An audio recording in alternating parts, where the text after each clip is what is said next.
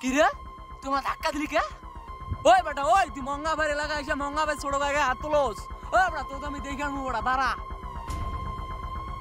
ওই বেটা এই তোর কোন মঙ্গা ভাই আছে টাকা ধরিস যা। কি রে তুই আমার ভাইয়ের এলাকায় এসে আমার ভাইয়ের অপমান করস? তোরে এসে খাইছি মামা দাঁড়া।